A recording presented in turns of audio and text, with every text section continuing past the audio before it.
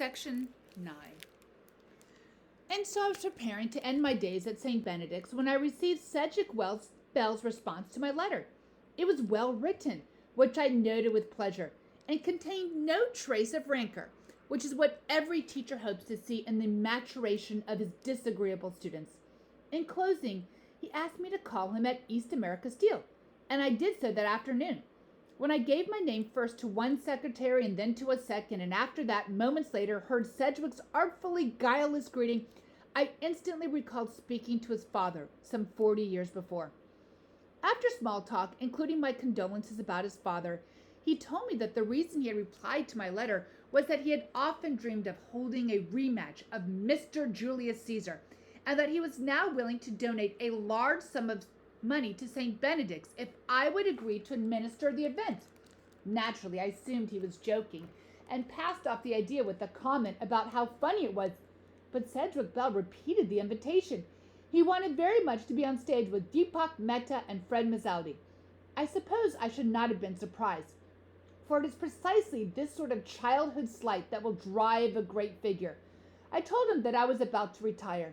He expressed sympathy, but then suggested that the arrangement could be ideal, as now I would no doubt have time to prepare.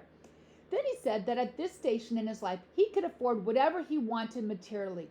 And with all that, this implied, of course, concerning his donation to the annual fund, but that more than anything else, he desired the chance to reclaim his intellectual honor. I suppose I was flattered. Of course, he also offered a good sum of money to me personally, although I had until then led a life in which finances were never more than a distant concern. I was keenly aware that my time in the school's houses and dining halls was coming to an end.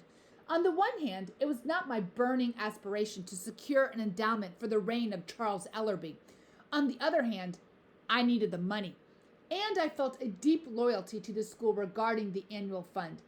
That evening, I began to prepare my test. As assistant headmaster, I had not taught my beloved Roman history in many years, so that poring through my reams of notes was like returning at last to my childhood home. I stopped here and there among the files. I reread the term paper of young Derek Bach entitled The Search of Diogenes, and the scrawled one of James Watson called Archimedes' Method. Among the art projects, I found John Updike's reproduction of the obelisk of Cleopatra and a charcoal drawing of the Baths of Caracalla by the abstract expressionist Robert Motherwell, unfortunately torn in two and no longer worth anything.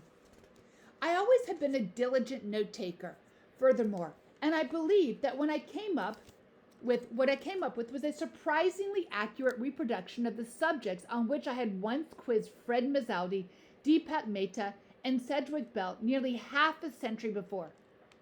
It took me only 2 evenings to gather enough material for the task, although in order not to appear eager, I waited several days before sending off another letter to Cedric Bell. He called me soon after.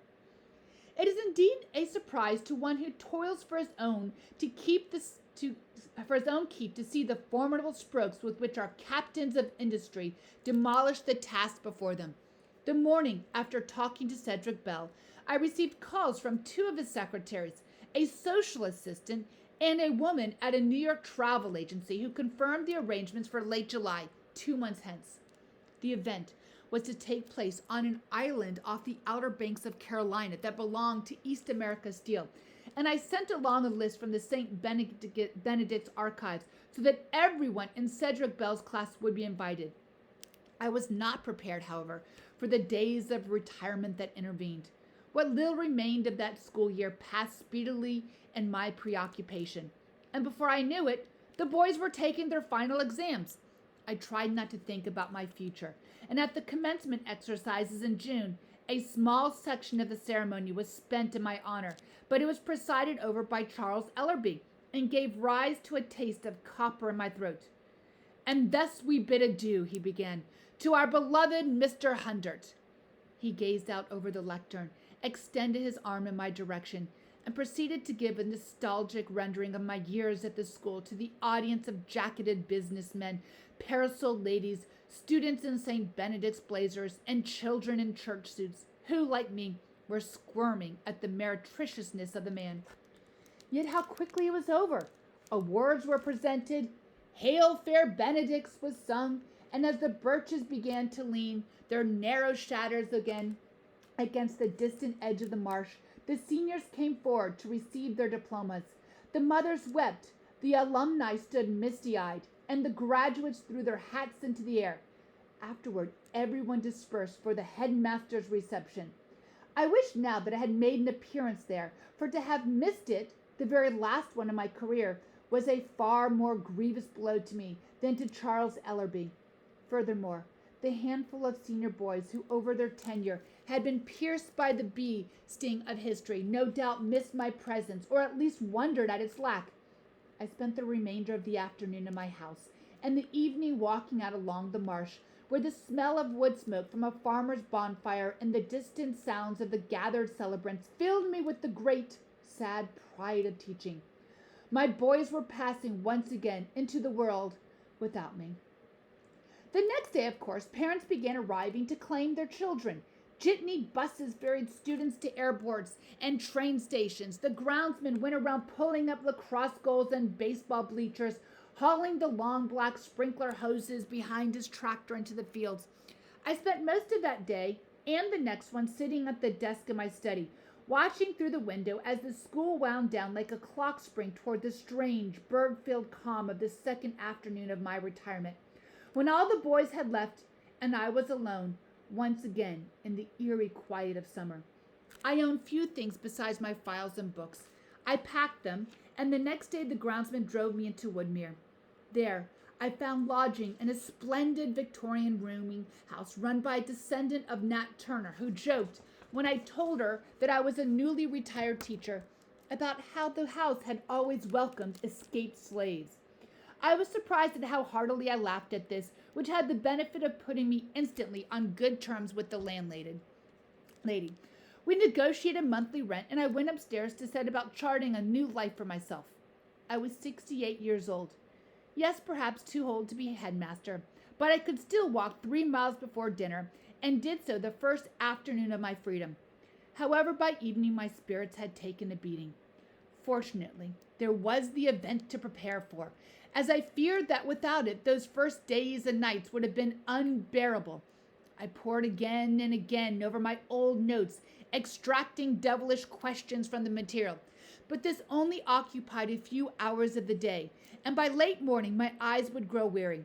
Objectively speaking, the start of that summer should have been no different from the start of any other. Yet it was. Passing my reflection in the hallway mirror on my way down to dinner, I would think to myself, "Is that you?" And on the way back up to my room, "What now?"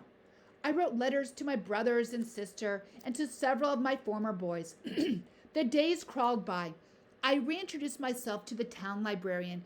I made the acquaintance of a retired railroad man who liked as much as I did to sit on the grand, screened porch of that house. I took the bus into Washington a few times to spend the day in museums. But as the summer progressed, a certain dread began to form in my mind when I tried through the diligence of walking, museum going, and reading to ignore.